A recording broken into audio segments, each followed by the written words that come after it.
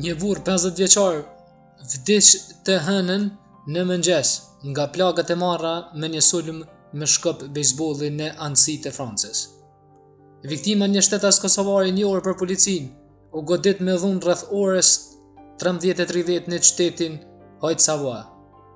Sulmi ndodhi në mes të ditës.